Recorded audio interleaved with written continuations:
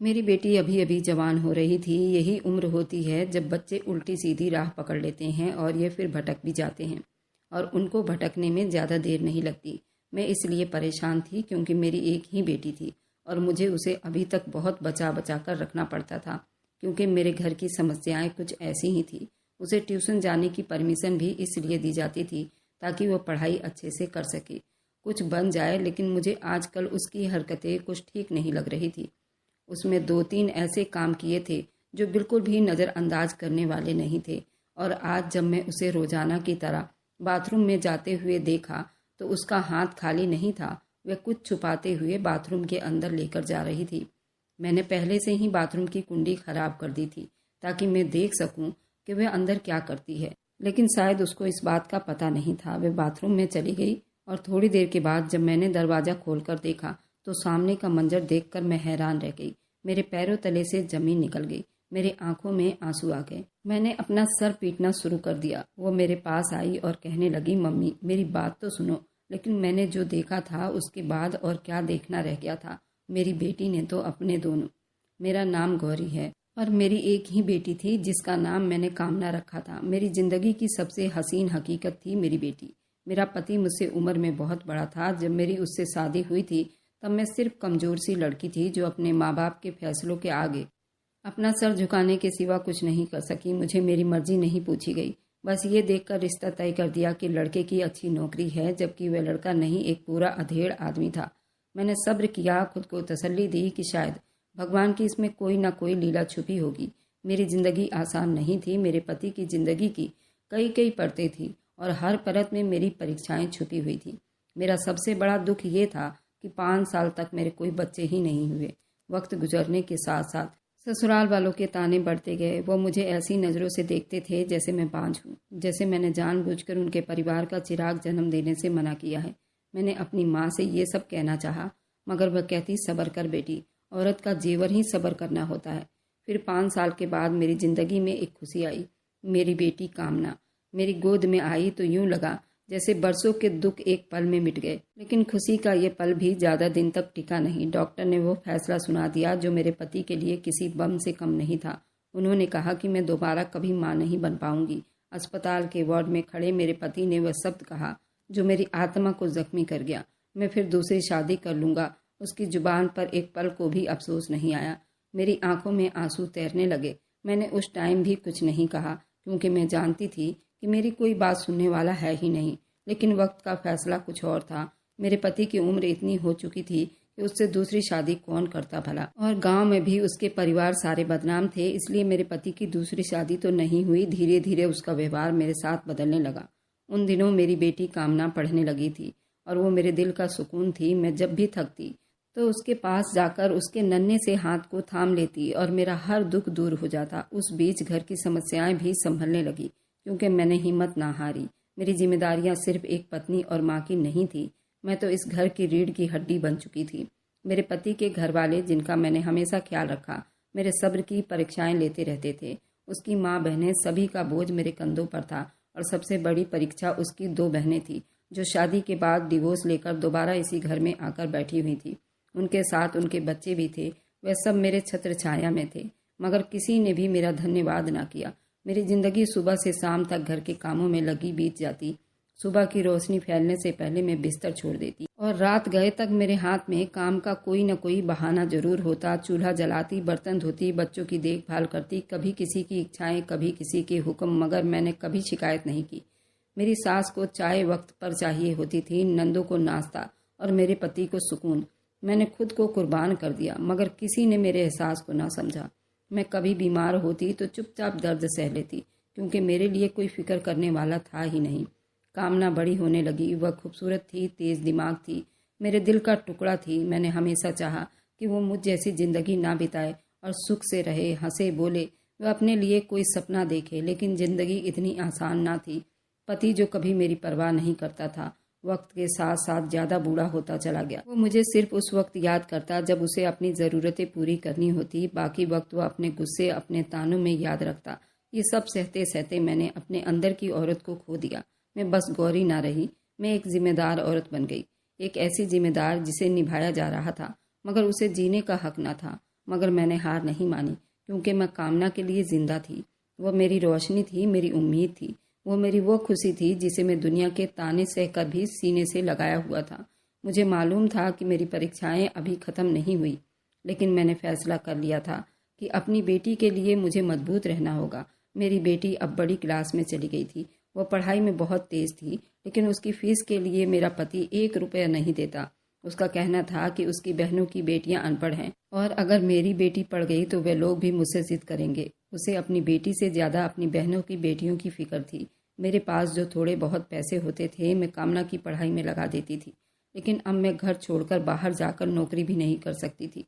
मैंने खुद से सवाल किया कि अब क्या करूं? आखिर मेरी बेटी की पढ़ाई कैसी चलती रहेगी? कामना की टीचर से बात की तो उन्होंने कहा कि थोड़ा बहुत तो हम स्कूल के फंड से कर देंगे, लेकिन आगे क्या होगा? आगे फीस वगैरह भी जाएगी। आपकी बेटी बहुत समझदार और बहुत दिमाग की तेज है। उसे बोलो कि वो ट्यूशन पढ़ाए और अपने पढ़ाई का खर्चा खुद उठाए। ऐसे अपने पढ़ाई के लिए वो पैसे इकट्ठे कर सकती है। तुम्हारी बेटी बहुत इंटेलिजेंट है। वो हर सब्जेक्ट में अच्छे नंबर लेकर आती है और इस तरह वे छोटे क्लास के बच्चों को पढ़ाएगी तो उसके पढ़ाई में भी बहुत ज़्यादा फायदा होगा। वे अपने कापी किताब का खर्चा तो निकाल ही सकती है। इस तरह कामना के टीचर के कहने पर मैंने घर में ट्यूशन के लिए बात की तो सबके मुंह बन गए। मेरे सास और पति ने अपना हाथ खड़ा कर लिया, कहा नहीं, घर में कोई नहीं आएगा। वैसे ही घर में बच्चे ज़्यादा हैं, हम लोगों का सर खप जाएगा और फिर बाहर के बच्चे आएंगे तो गंद फैलाएंगे और घर में हमेशा शोर और किचकिच रहेगा। ये सब बवाल छोड़ो, घर में उस लड़की को घरदारी सिखाओ, क्योंकि कामना घर में सबसे बड़ी है। अगर वह घर के काम करेगी तो उसको देखकर और बच्चे भी करेंगे। मैं अपनी सास और पति की बातों को सुनकर मायूस हो गई थी। वह तो मेरी बेटी को पढ़ने से ही मना कर रहे थे, तो भला ट्यूशन क्या पढ़ाती। अब तो मेरी बेटी के पढ़ाई के सारे रास्ते बंद होते नजर आ रहे थे। अपने घर वालों की बात सुनकर मैं हार नहीं मानी। मेरे पास ऐसा कोई जरिया तो नहीं था, मगर मेरा एक भाई बाहर विदेश में रहता था। मैंने उससे कहा कि मुझे थोड़े बहुत पैसे हर महीने भिजवा दिया करो। उसके लिए शायद 150 रुपये के बराबर थे, लेकिन मेरे लिए कामना की पढ़ाई का सहारा बन सकता था। भाई ने कहा ठीक है, मैं हर महीने $60 भेज दिया करूँगा। मेरे लिए मेरे भाई का ये उपकार भगवान के आशीर्वाद से कम नहीं था। मेरी बेटी की स्कूल की टीचर थी, वह मोहल्ले में ट्यूशन पढ़ाया करती थी। मैंने अपनी बेटी को उसी टीचर के पास भेज दिया। उसने मेरी बेटी को पढ़ाने के लिए रख लिया और मेरी बेटी को वो पैसे भी देती थी। मेरी बेटी स्कूल से सीधा उसी ट्यूशन टीचर के घर पर चली जाती, वहाँ पर बच्चों को पढ़ाकर शाम को ही घर लौटती थी। अब घर में पढ़ाने की टेंशन तो खत्म हो गई थी, पैसों की समस्या भी अब खत्म हो गई थी। मेरी बेटी का दिमाग तो वैसे ही बहुत तेज था, उसकी पढ़ाई भी अच्छी चल रही थी। अभी उसे वहाँ जाते हुए 10-15 दिन हुए थे। मेरे पति हमेशा मुझसे झगड़ा करता था। वह एक पल के लिए भी मुझ पर मेहरबान नहीं होता था। शादी के बाद ही मुझे अंदाजा हो गया था कि ये रिश्ता मेरे लिए किसी कैद से कम नहीं, लेकिन मैंने सब्र किया था, दिल को तसल्ली दी थी। शायद वक्त के साथ साथ सब कुछ ठीक हो जाए, शायद मेरे प्यार और सेवा से उसके दिल में मेरे लिए जगह बन जाए, लेकिन ऐसा नहीं हुआ। जब से उसे मालूम हुआ था कि मैं दूसरी बार मां नहीं बन सकती, तब से जैसे उसने मुझ पर जुल्म करने की कसम खा ली थी। उसके हर बात में ताना होता, हर नज़र में मुझे शिकायत होती। वह बार बार कहता, क्या फ़ायदा तुम जैसी औरत का, जो एक बेटी के सिवा कुछ नहीं दे सकी। ये शब्द मेरी आत्मा तक में उतर जाती थी, लेकिन मैं चुप रहती। उसके घर वाले भी किसी से कम न थे। उनके रवैया में भी कोई बदलाव नहीं था। पहले थोड़ी बहुत मुझे इज्जत दे दिया करते थे, तो अब बिल्कुल ख़त्म हो गई थी। अब वह खुलकर अपनी नफरत मुझ पर निकाला करते थे। सास का कहना था, हमारे बेटे की किस्मत में एक बांझ औरत लिख दी गई। न जाने कौन कौन सा पाप किया था हमने। नंदे कहती, ऐसी औरत का क्या फ़ायदा जो पति को एक बेटा भी न दे सके। मुझे याद है जब मेरी बेटी कामना पैदा हुई थी, तब भी खुशी के बजाय सब ने अफसोस ही किया था। किसी ने भी घर में खुशियां नहीं मनाई थी। सास ने बस इतना कहा था, चलो कोई नहीं, पहले औलाद है, बाद में बेटा हो जाएगा। मगर जब डॉक्टर ने कहा कि मैं दोबारा कभी मां नहीं बन सकूंगी, तो सब ने मुंह बना लिए थे, जैसे मैंने कोई बहुत बड़ा पाप कर दिया हो। मेरा पति मुझे पैसे भी नहीं देता था। मेरे अपने भी कई खर्चे थे, वे कुछ भी नहीं देता था। मुझे अपनी धर्मपत्नी भी नहीं समझता था। घर के हर सदस्य की ज़रूरत को मैं पूरा करती, लेकिन जब मेरी बारी आती तो वह बहाने बनाने लगता। अगर मैं कुछ मांगती तो जवाब मिलता, मेरे पास तुम्हारे लिए कोई पैसा नहीं है। मैं अपनी किस्मत को रोती रहती। मैं एक एक रुपए के लिए तरसती रहती। अगर मुझे अपनी बेटी के लिए कुछ खरीदना होता तो पहले कई दिन सोचती, फिर हिम्मत करके बात करती, नतीजा हमेशा मुझे डांट फटकार और बेइज्जती ही मिलती। बेटी को इतना सर पर ना चढ़ाओ, औरत को ज़्यादा पढ़ा लिखा दिया जाए तो वो बिगड़ जाती हैं। कभी कभार तो बात हाथापाई तक पहुंच जाती। वह गुस्से में आकर मुझ पर बात बात पर हाथ उठा देता। मैं चुप से सह लेती क्योंकि मेरे पास और कोई चारा नहीं था। मैं कहाँ जाती, किससे शिकायत करती। माँ बाप तो पहले ही मुझे इस घर में छोड़कर अपनी जिम्मेदारी खत्म कर चुके थे। भाई बहन तो अपनी अपनी ज़िंदगी काट रहे थे। वह ज़्यादा से ज़्यादा हमदर्दी कर सकते थे, लेकिन मेरी ज़िंदगी नहीं बदल सकते थे। ये सब कुछ मेरी बेटी देखती रहती थी। कामना की आंखों में सवाल होते थे, मगर वह कभी जुबान पर नहीं लाती थी। शायद वो मुझसे पूछना चाहती थी कि माँ, तुम ये सब क्यों सहती हो, मगर मैंने उसे हमेशा सब्र और हौसला करना ही सिखाया था कि कोई गलत रास्ता मत पकड़ना, चाहे समस्याएं कितनी ही बुरी क्यों ना हो। मैंने उसे समझाया, अगर वह अच्छी पढ़ाई कर लेगी तो एक दिन उसकी सारी समस्याएं खुद ब खुद खत्म हो जाएगी। अगर तुम्हारी पढ़ाई मुफ्त में हो गई तो फिर तुम्हें पढ़ने से कोई नहीं रोक सकेगा। तुम पढ़ लिख जाओगी, तुम्हें नौकरी मिल जाएगी, तुम्हारी सारी ज़िंदगी संवर जाएगी। मैं बार बार उसे यही समझाया करती थी। वो मेरी बातें गौर से सुनती थी, लेकिन कभी कभी गुस्से में कह देती थी, माँ, आपकी ज़िंदगी तो बर्बाद हो गई है, फिर भी आप हमेशा मुस्कुराती रहती हैं। मैं मुस्कुराकर जवाब देती, मेरी ज़िंदगी अब बाकी ही कितनी है बेटा। अगर तुम खुश रहोगी तो मैं तुम्हें देखकर खुश हो जाऊंगी। जो सपने मैंने देखे थे, जो ज़िंदगी में जीना चाहती थी, अब मैं चाहती हूँ मेरी बेटी पढ़ लिख जाए और वे सारे सपनों को हकीकत बनाए कि मेरी बेटी और लड़कियों जैसी नहीं थी। वह हर बात को समझती थी, सुनती थी और एहसास रखती थी। मुझसे हमदर्दी रखती थी। हर मुश्किल टाइम में मेरे साथ खड़ी रहती थी। वह एक अच्छी और समझदार लड़की थी और बहुत दिमाग की तेज थी, और यही मेरी सबसे बड़ी खुशी थी। मेरे पति की मेरी तरफ से बेखबरी, नफरत, परेशानियां, सब कुछ सहने के बावजूद मैंने अपने हौसलों को टूटने नहीं दिया। मैं अपनी बेटी कामना को हमेशा अच्छी ही सोच दिया करती थी और उम्मीद दिलाती थी वह अपनी तकदीर खुद बदलेगी। मैं चाहती थी कि मेरी बेटी किसी मर्द की मोहताज ना रहे, वह किसी के जुल्म के आगे झुकने वाली ना बने। मैंने उसकी बुनियाद इतनी मजबूत कर दी थी कि वह कभी भी मेरे जैसे बेबस औरत ना बने। जिंदगी कुछ वक्त के लिए जैसे बराबर में आ गई थी। मेरी बेटी ट्यूशन पढ़ाने जा रही थी और उसके इम्तिहान में अच्छे नंबर आ रहे थे और मैंने भी अपने अंदर कुछ सुकून महसूस करना शुरू कर दिया था। मुझे लगा कि मेरे लिए शायद अब मुश्किल ख़त्म नहीं हुई, लेकिन कुछ आसानियां ज़रूर पैदा हो रही हैं। लेकिन फिर अचानक सब कुछ बिगड़ने लगा। मुझे अंदाज़ा भी नहीं था कि आने वाले दिन मेरे लिए कई नई परीक्षाएं लेकर आएगी। मैंने महसूस किया कामना की हरकतों में कुछ बदलाव आ रही थी। पहले तो मैंने उसे नज़रअंदाज किया, लेकिन जैसे जैसे दिन बीतते गए बदलाव साफ दिखाई देने लगे। कामना जब ट्यूशन से वापस आती तो सीधा अपने कमरे में जाने के बजाय बाथरूम में चली जाती। पहले पहल मैंने ये सोचा शायद वो बाहर से आकर फ्रेश होना चाहती है, लेकिन फिर ये रोज़ की आदत बन गई। जैसे ही वह आती बैग एक तरफ फेंकती और सीधा बाथरूम में घुस जाती। ये सर्दियों के दिन थे। 5 बजे ही अंधेरा छा जाता था। जब तक वो ट्यूशन से आती, जब तक शाम ढल चुकी होती थी, मैंने खुद महसूस किया था कि वो बहुत देर तक बाथरूम में रहती है, लेकिन जबकि मैं पहले ही 1000 तरह के फिक्रे पाले हुए थी, इसलिए मैंने इस बात को ज़्यादा गंभीरता से नहीं लिया। लेकिन फिर मेरी नंद ने एक दिन ये आदत नोट कर ली। तुम्हारी बेटी ये क्या अजीब सी रूटीन बना रखी है, जैसे ही आती है सीधा बाथरूम में चली जाती है, 1-1 घंटे तक अंदर बैठी रहती है। शाम का टाइम है, हर कोई नहाना धोना चाहता है और पूरे घर में एक ही बाथरूम है, बाहर निकालो उसे। मैं नंद की बात को पहले तो नज़रअंदाज करने की कोशिश की, लेकिन फिर खुद भी गौर करने लगी। मैंने कई बार दरवाजे पर कुंडी बजाई और जब बाहर निकली तो उसके चेहरे पर एक अजीब सी घबराहट को देखी, जैसे कुछ छुपा रही हो। मैंने गौर किया उसके हाथ में अक्सर कोई न कोई चीज़ होती जिसे वह जल्दी छुपा लेती और सीधा अपने कमरे में चली जाती। ये सब कुछ मुझे उलझा रही थी, लेकिन मैं फिर भी कोई नतीजा पर नहीं पहुंच पा रही थी। शायद वो अपनी किसी चीज़ को संभाल रही हो, शायद कोई नई आदत हो, शायद कुछ और हो, लेकिन एक माँ के दिल में बेचैनी पैदा हो गई थी। मेरी सास और नंदों ने भी इस मामले पर बातें करनी शुरू करती थी, लेकिन उनका ध्यान किसी और तरफ ही जा रहा था। वह कामना के रवैये के बजाय उस टीचर को निशाना बना रही थी जिसके पास मेरी बच्ची बच्चों को ट्यूशन पढ़ाने जाया करती थी। भाभी, वह टीचर ठीक नहीं है, उस टीचर का कई टीचरों से अफेयर है। मेरी नंद ने धीरे धीरे बातें करना शुरू कर दिया था। मैंने हैरानी से पूछा, तुमने गौर नहीं किया? लेकिन उसका घर बड़े अच्छे से चल रहा है, वह विधवा औरत है और उसके घर में इतनी महंगी गाड़ी है। उसके स्कूल की तनख्वाह क्या होगी? और क्या बच्चे के ट्यूशन से इतने पैसे आ जाते हैं कि वह औरत इतनी ऐश की ज़िंदगी बिता रही है? आखिर वह ये सब कैसे कर रही है?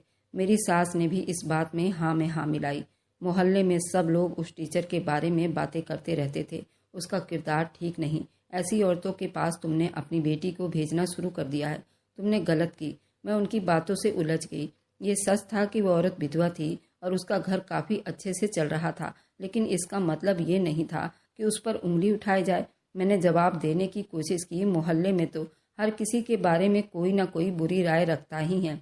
इसका मतलब ये नहीं हर बात सच हो। बात ये नहीं उस औरत की आमदनी तो इतनी नहीं है, फिर भी वो इतनी शानदार जिंदगी बिता रही है। तुम्हें सोचना चाहिए था कहीं वो गलत कामों में तो नहीं पड़ी हुई। और अगर ऐसी औरत है तो उसके पास तुम्हारी बेटी को भेजना बिल्कुल गलत फैसला है। मैंने खुद को समझाने की कोशिश की, शायद ये सब मोहल्ले की बातें हैं, लेकिन कहीं न कहीं उनकी बातें मेरे दिमाग में जगह बनाने लगी। जब से कामना ट्यूशन पढ़ाने लगी थी, मुझे पैसों की फिक्र तो नहीं थी। अब वो अपने पढ़ाई से अपने खर्चे पूरे कर रही थी। कुछ पैसे मुझे भी दे दिया करती थी। स्कूल में भी उसकी हर जगह तारीफें हुआ करती थी। वह दिमाग की बहुत तेज थी, लेकिन ट्यूशन पढ़ाने से उसका दिमाग और तेज हो गया था। मैंने कई बार सोचा कि अगर मैं उसे इस चीज़ की परमिशन ना देती तो वह भी मेरी तरह घुट घुट कर मर जाती। लेकिन दूसरी तरफ उसकी बदलती हुई आदतें मुझे परेशान कर रही थी। कहीं ऐसा तो नहीं वह ट्यूशन में किसी गलत संगत में पड़ गई थी? कहीं उस पर किसी का बुरा असर हो, वह कुछ छुपा रही हो? ये सवाल मेरे दिमाग में बार बार घूमने लगी। मैंने कई बार पूछने की कोशिश की, कामना तुम ठीक हो ना?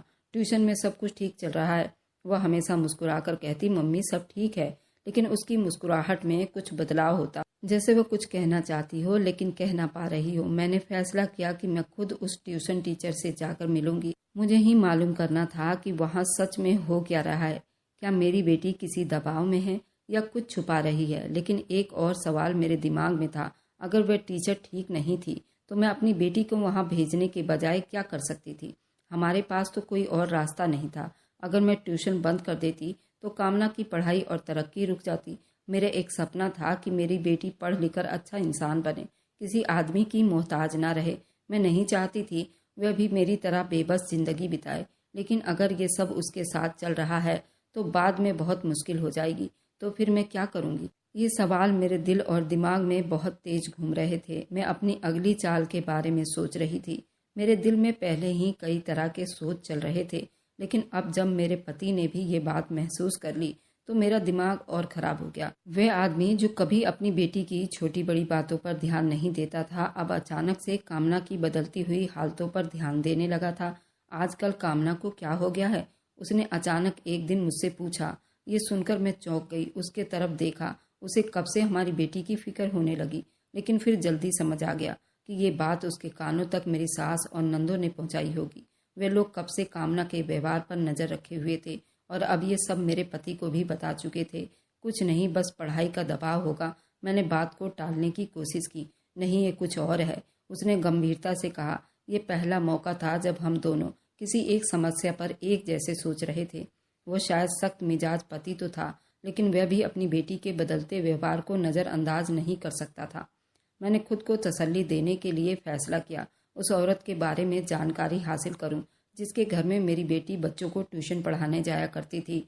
ये काम मुझे पहले करना चाहिए था, लेकिन मैंने सोचा था कि मोहल्ले की औरत है, पढ़ी लिखी है, वह अपने रोजी रोटी कमा रही है तो कोई समस्या नहीं होगी। लेकिन जब मैं उसके बारे में इधर उधर पूछना शुरू किया तो जो बातें सुनने को मिली वह ज़्यादा तसल्ली वाली तो नहीं थी। कोई कह रहा था उसके घर आदमियों का आना जाना है, तो कोई कहता था कि औरत ठीक नहीं, लेकिन हमें उसके बारे में कुछ ज़्यादा मालूम नहीं हुआ। जो मैंने अलग अलग लोगों से सुना था, मेरे दिल में एक अजीब सा शक पैदा होने लगा। क्या सच में वह औरत ठीक नहीं? क्या मैं अपनी बेटी को एक ऐसे माहौल में भेज दिया था जो उसके लिए ठीक नहीं था? मुझे लगा अब सबसे अच्छा यही होगा कि मैं खुद कामना से बात करूंगी। अगर वह किसी वजह से परेशान थी तो कम से कम माँ के सामने अपना दिल खोल सकती थी। रात के टाइम जब सब लोग अपने कमरों में जा चुके थे, मैंने उसके कमरे का धीरे से दरवाजा खटखटाया। कामना बेटा, सो गई हो क्या? वह बिस्तर पर लेटी हुई थी लेकिन जाग रही थी। मेरे बोलने पर वह थोड़ा सीधी होकर बैठ गई। नहीं माँ, मैं अभी जाग रही हूँ। मैं उसके पास बैठ गई और प्यार से उसके सर पर हाथ फेरा। बेटा तुम ठीक हो ना? किसी बात से परेशान तो नहीं? उसने जल्दी से नामे सिर हिला दिया। नहीं माँ, सब ठीक है, मेरी पढ़ाई भी अच्छी जा रही है, ट्यूशन वाली टीचर भी बहुत अच्छी है, मुझे बहुत सपोर्ट करती है। लेकिन मैं जानती थी कुछ न कुछ तो था जो वह छुपा रही थी। उसके चेहरे पर एक अजीब सी बेचैनी थी, जैसे वह कुछ कहना चाहती हो लेकिन कह ना पा रही हो। बेटा, अगर कोई समस्या है तो तुम मुझे बता सकती हो। देखो, मैं तुम्हारी माँ हूँ, तुम्हारे लिए हमेशा चौकन्नी रहती हूँ। अगर तुम किसी मुश्किल में हो, अगर कोई बात तुम्हें परेशान कर रही है तो प्लीज़ मुझे बताओ। लेकिन वह बार बार मना कर देती थी। ऐसा कुछ नहीं है, प्लीज़ माँ, आप कुछ ना सोचा करो। मैंने गहरी सांस ली। क्या सच में ज़्यादा सोच रही थी या फिर मेरी बेटी मुझसे कुछ छुपाने की कोशिश कर रही थी? ये सवाल था जो मेरे दिमाग में बार बार चल रहा था। वह मुझे अंदाज़ा तो हो गया था, आने वाले दिनों में मेरी परीक्षाएं ख़त्म नहीं होने वाली थी। मैं अपनी बेटी से पूछ पूछ कर थक चुकी थी। वो मुझसे कुछ तो छुपा रही थी, लेकिन मैं उससे ज़्यादा कुछ नहीं उगलवा पा रही थी। ना ही मैं उस टीचर के बारे में ज़्यादा जानकारी हासिल कर पाई थी जिसके पास मेरी बेटी बच्चों को ट्यूशन पढ़ाने जाया करती थी। उसके बारे में जो कुछ मैंने सुना था वो मेरे दिल को और ज़्यादा बेचैन कर रहा था। मेरे पास एक ही रास्ता बचा था, मैं खुद अपनी आंखों से देख सकूं कि हकीकत क्या थी। मुझे अपनी बेटी पर नज़र रखनी थी। अभी तक तो सबसे अच्छी बेटी थी। एक माँ का दिल अपनी औलाद की हर बात पर भरोसा करना होता है, लेकिन जब दिल में शक पैदा हो जाए तो सुकून कहाँ रहता है। मैंने सोचा कि जब तक खुद ना देख लूँ तब तक किसी नतीजे तक नहीं पहुँच पाऊंगी। मैंने कामना पर नज़र रखना शुरू कर दिया। वह ट्यूशन से आती सीधा बाथरूम में चली जाती और काफ़ी देर तक वहीं रहती। मैंने ये आदत पहले कभी उसमें नहीं देखी थी। कुछ लोगों की आदत होती है वह बाथरूम में ज़्यादा टाइम लगाते हैं, लेकिन कामना ने ऐसा पहले कभी नहीं किया था। अचानक से ही उसकी आदत क्यों बदल गई थी? यही तो सवाल था जिसने मुझे परेशान कर दिया था। अचानक से ऐसे थोड़ी किसी की आदतें बदल जाती है। एक दिन मैं चुप से उस पर नज़र रखनी शुरू की। जब वह ट्यूशन से वापस आई, मैं चुप कर उसे देखने लगी। उसके हाथ में कुछ था जो उसने अपने दुपट्टे में छुपाया हुआ था। जैसे ही वो वॉशरूम में गई, मैंने एकदम आगे बढ़ी। मैं चुप चुप से देख रही थी, इसलिए मुझे ठीक से समझ नहीं आया वे क्या लेकर जा रही थी, लेकिन अंदाज़ा तो हो गया था। जब मैंने उसे देखा तो हैरान रह गई। उसके हाथ में 2-3 नींबू थे। मैंने अपनी आंखों पर यकीन करने की कोशिश की। वह नींबू लेकर बाथरूम में क्यों जा रही थी? ये बात मेरे लिए अजीब थी, क्योंकि मेरी बेटी को खट्टी चीज़ें बिल्कुल भी पसंद नहीं थी। ऐसा भी नहीं था कि थोड़े बहुत पसंद हो, कभी खा ले। उसको नींबू बिल्कुल भी पसंद नहीं थे। अगर वह सच में नींबू खाने के लिए लेकर जा रही थी तो उसे छुपाने की क्या ज़रूरत थी? हमारे घर की रूटीन नहीं थी। हमारे घर हमेशा शरबत वगैरह पिया जाता। कोई बीमार होता इसलिए ही नींबू वगैरह लाया जाता। मेरे घर में खाने पीने में इतने चोचलेबाजी नहीं होते थे, वरना सिर्फ खाने पीने में दाल रोटी ही खाई जाती थी। मेरे ससुराल में खाने पीने की सारी चाबी मेरी सास के हाथ में रहता था। वह जो चीज़ चाहती थी घर में आती थी। नींबू वगैरह तो मेरी सास कभी नहीं लाती थी। फिर तो सवाल ही पैदा नहीं होता, आखिर कामना के पास ये नींबू कहाँ से आते हैं? और अगर उसके पास थे तो उसे छुपाने की क्या ज़रूरत थी? मेरी बेटी तो ट्यूशन पढ़ाने के सारे पैसे लाकर मेरे हाथ में दे देती थी। अगर वह खुद से नींबू खरीद रही थी तो फिर छुपा कर क्यों खाती थी? वह इस नींबू के साथ क्या कर रही थी? ये चीज़ मेरे समझ से बाहर थी। मेरे दिल की धड़कनें अब तेज होने लगी थी। ये सब आम बात नहीं थी या फिर कोई ऐसी हकीकत थी जो मेरी नज़र से ओझल थी। अब मुझे अपनी आंखों से ये देखना था कि वह उस नींबू के साथ क्या कर रही थी। मैं इस बात में कई दिनों तक उलझी रही थी। मेरी बेटी की हरकत पहले जैसी नहीं थी। ट्यूशन से आकर उसका सीधा बाथरूम में जाना, वहाँ काफ़ी देर लगाना, ये सब क्या था? ये सब मामूली बात नहीं थी। मेरे दिल में बहुत शक था। मेरी बेचैनी बढ़ती जा रही थी। जब एक दिन मोहल्ले की एक औरत हमारे घर आ गई, वह सीधा मेरी सास के पास जाकर बैठ गई। मैंने अपने कमरे में थी, लेकिन जब मैंने उसकी बातें सुनी तो खुद को वहाँ जाने से ना रोक पाई। वह औरत कुछ अजीब सी बातें कर रही थी। उसकी बातें ऐसी थी जैसे वह कोई बड़ी राज की बातें बता रही हो। उसने अपनी आवाज़ थोड़ी सी धीमी रख ली थी। कहने लगी, आजकल लड़कियों का बहुत ख्याल रखना पड़ता है। हम लोग पहले सोचते थे कि अगर चार दीवारी के अंदर बच्चियों को रखेंगे तो वह हर तरह की बातों से सुरक्षित रहेगी, लेकिन अब तो ज़माना इतना ख़राब हो चुका है। लड़कियां चार दीवारी में ही बैठकर न जाने क्या क्या गुल खिला लेती हैं। ये सुनकर मेरे हाथ पर जैसे सुन्न हो गए थे। ये तो मैं पहले भी सुन चुकी थी, ज़माना ख़राब हो चुका है। मैं तो घरेलू सी औरत थी, मुझे ज़्यादा पता नहीं था। पर सोचने लगी, क्या सच में आजकल माँ बाप भी अपनी औलाद की हिफाजत नहीं कर सकते? मेरी सास ने उस औरत की बातें बड़ी गौर से सुनी। वह भी कुछ परेशान हो गई थी। मैंने उनके चेहरे पर एक अजीब सा असर देखा, जैसे कि उस औरत की बातों पर वह पूरा यकीन कर चुकी हों। अंदर से डर भी रही थी। मेरी सास ने उस औरत से पूछा, क्या तुमने किसी के बारे में कुछ मालूम हुआ है? तुम ये सब क्यों कह रही हो? औरत ने सर हिलाया और बोली, मैंने अपनी आंखों से देखा है कि कुछ लड़कियां जो बहुत शरीफ और मासूम नजर आती हैं, वह भी छुप कर सब कुछ कर रही होती हैं जो कभी हमने सोचा भी नहीं होगा। बस ये समझ लो, अगर किसी के घर में बेटी जवान हो जाए तो माँ को हर वक्त चौकन्ना रहना चाहिए। मुझे उस औरत की बात सुनकर घबराहट हो गई।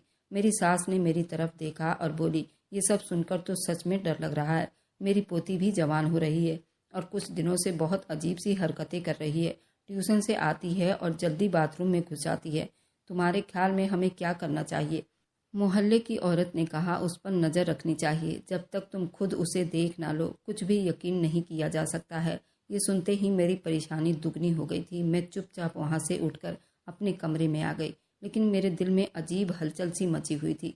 क्या सच में ऐसा हो सकता था कि एक माँ अपनी बेटी को अपनी आंखों के सामने रखे और फिर भी कोई गलत काम कर जाए? ये सवाल मेरे दिमाग में बार बार आ रहा था। मैंने सोच लिया था, अब मैं और ज़्यादा चुप नहीं रहूंगी। मुझे जल्दी ही कुछ करना होगा और ठोस कदम उठाना होगा। मैंने फैसला किया कि मैं खुद अपनी आंखों से देखूंगी। मैंने सोचा कि मैं रात के टाइम उसे खुलकर बात करूंगी या फिर चुपचाप उस पर नज़र रखूंगी और खुद देखूंगी वो बाथरूम में जाकर क्या करती है।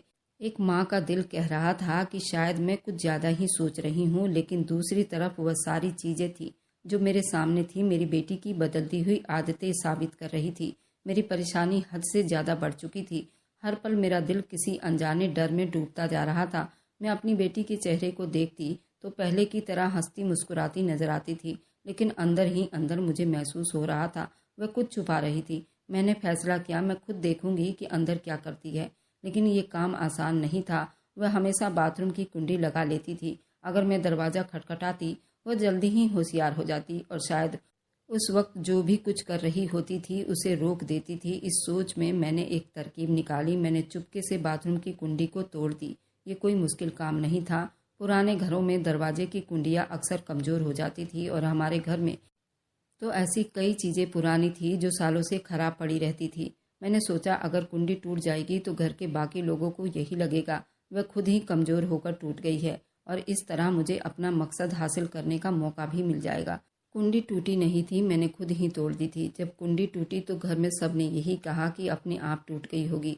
घर वालों को तसल्ली देने के लिए मैंने ये कह दिया, किसी को बुलवा कर ठीक करवा लो। अब उसमें क्या समस्या थी? टूटने की चीज़ थी, टूट गई। लेकिन मैं जानती थी हमारे घर में चीज़ें महीनों खराब पड़ी रहती थी और कोई ठीक नहीं करवाता था। सब लोग इसी तरह वक्त बिता लेते थे, लेकिन मरम्मत का खर्चा उठाने को कोई तैयार नहीं होता था। मौका था। मैंने अपने दिल को मजबूत किया और इंतज़ार करने लगी कि कब मेरी बेटी ट्यूशन से वापस आएगी और कब वो बाथरूम में जाएगी। जब वो घर आई तो पहले बिल्कुल नॉर्मल नज़र आ रही थी, जैसे कुछ हुआ ही ना हो। मैंने उस पर नज़र रखनी शुरू की, लेकिन फ़िलहाल मैं ज़्यादा खुलकर उस पर शक नहीं कर सकती थी। वह पहले की तरह तसल्ली में थी, जैसे कि उसमें कोई बदलाव ही ना हो। लेकिन फिर वही पल आया। मेरी बेटी धीरे से उठी, आसपास नज़र घुमा रही थी। साफ पता चल रहा था उसकी हरकतें बिल्कुल किसी चोर जैसी थी। वो या तो चोरी कर रही थी या फिर कोई गलत काम कर रही थी। मेरी नज़र भी उस पर थी। मैंने गौर किया, लेकिन मैंने साफ से नहीं देख सकी थी वह क्या था, मगर मुझे यकीन था वही चीज़ थी। हमेशा वह बाथरूम में लेकर जाती थी। वह बाथरूम में दाखिल हुई, लेकिन अंदर से कुंडी लगाने की कोशिश नहीं की, क्योंकि वह पहले ही टूट चुकी थी। यही मौका था जिसका मैं इंतज़ार कर रही थी। मैंने धीरे से दरवाज़ा खोल दिया और अंदर झांक कर देखा, और जो मंजर मैंने देखा वो मेरी सोच से बिल्कुल अलग था। मेरी धड़कनें बेकाबू हो रही थी, हाथ पसीने में भीग चुके थे। दिल में एक अजीब सा डर पैदा हो गया था। जैसे मैंने दरवाजे को धकेला, अंदर का मंजर देखकर मेरी आंखें हैरानी से फैल गई। मेरी बेटी, जो हमेशा मासूम दिखती थी, उस वक्त बाथरूम के फर्श पर एक कोने में बैठी हुई थी। उसके हाथ में नींबू और सामान थे और कई सारी छोटी छोटी शीशियां रखी हुई थी। कुछ अजीब रंग के पाउडर थे, उनका न जाने वह क्या कर रही थी। वह नींबू का रस निकालकर उन सभी में कुछ मिला रही थी और वह बहुत ज़्यादा परेशान भी दिखाई दे रही थी। और एक छोटी सी बुक्स उसने हाथ में ले रखी थी, उसमें से शायद कुछ पढ़ रही थी। उन सभी चीज़ों को एक दूसरे में मिला रही थी। मुझे ऐसा लगा जैसे मेरे पैरों तले से ज़मीन निकल गई हो। ये सब क्या था? मेरी बेटी आखिर ये सब क्या कर रही थी? और मेरी बेटी तो हर चीज़ बता दिया करती थी, और ये सब चीज़ें वह छुपा कर रही थी। आखिर ये सब क्या था? मुझे अपनी बेटी पर बहुत गुस्सा आ रहा था। मैं बेकाबू हो रही थी। मेरा हाथ बेकाबू होकर उस पर आखिरकार उठ ही गया था। जबकि मैंने उस पर कभी हाथ नहीं उठाया तो वह चौंक गई। मैंने गुस्से में कहा, ये सब क्या कर रही हो तुम? मेरी बेटी ने कहा, माँ पहले आप रिलैक्स हो जाओ, मैं ऐसा कुछ भी नहीं कर रही हूँ जो गलत हो। मैं तो इन सब चीज़ों से एक्सपेरिमेंट कर रही थी और मेरा सारा एक्सपेरिमेंट कामयाब हो जाता है। और बाथरूम की जगह काफ़ी अच्छी है और शांत है और यहाँ पर मुझे और भी सामान की ज़रूरत पड़ती है, फिर यहाँ आसानी से धो भी सकती हूँ। इसलिए मैंने ये जगह चुना है, क्योंकि घर में छोटे बच्चे हैं और सभी के सभी शरारती हैं और फिर वो मेरा दिमाग खाते हैं। इसलिए यहाँ एकांत में बैठकर मैं सब एक्सपेरिमेंट करती हूँ जो मुझे स्कूल और कॉलेज में मिलता है। और अब तक का सारा एक्सपेरिमेंट मेरा एक्सीलेंट हुआ है। आपको परेशान होने की ज़रूरत नहीं है और बहुत जल्द आपको स्कूल में भी बुलाया जाएगा। फिर तुम्हें अपनी बेटी की काबिलियत पर गर्व होगा और एक दिन देखना, मैं तुम्हें इस घर में घुट घुट कर जीने नहीं दूंगी। मैं तुम्हें एक अलग घर में रखूंगी और हम दोनों माँ बेटी की एक अलग दुनिया होगी जहाँ पापा नहीं होंगे। जब ये सब बातें मेरी बेटी ने बताई, मैं उसे पकड़कर रोने लगी। मैंने कहा, बेटी, मैंने तुझे गलत समझा, इसलिए मैं तेरी जासूसी कर रही थी, मुझे माफ़ कर देना। मेरी बेटी भी मुझे पकड़कर रोने लगी और कहने लगी, माँ, मैं तुम्हें इस घर में देखती रहती हूँ, तुम्हारे इस घर में 2 कौड़ी की हैसियत नहीं है। मुझे बहुत रोना आता है आपकी हालत देखकर, सबसे ज़्यादा तब जब पापा आप पर हाथ उठाते हैं। मुझे बिल्कुल भी अच्छा नहीं लगता, इसलिए मैं दिन रात मेहनत करती हूँ और पढ़ती हूँ ताकि मैं अपनी माँ को एक सुरक्षित जगह ले जा सकूँ। हम दोनों माँ बेटी बाथरूम से बाहर आ गए थे और उन सभी को मेरी बेटी ने धो दिया था। जो एक्सपेरिमेंट किए थे उसे लेकर बाहर आ गई थी।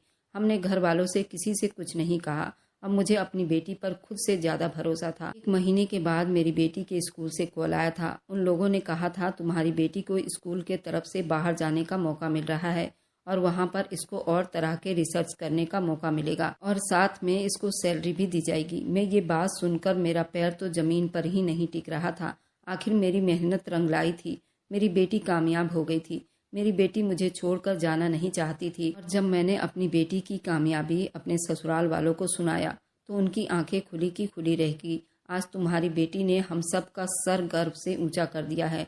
आज मेरी सास तो मेरी बेटी की वारी जा रही थी और रोने लगी, कहने लगी, मैंने आज तक उसके पढ़ाई के लिए कभी सपोर्ट नहीं किया, कभी कोई पैसे नहीं दिए। आज जो भी कुछ है मेरी पोती, वह सब कुछ अपनी मेहनत और लगन से है और ये सब जाता है उसकी माँ को, जो आज तक उसने घर में चूं तक नहीं बोला।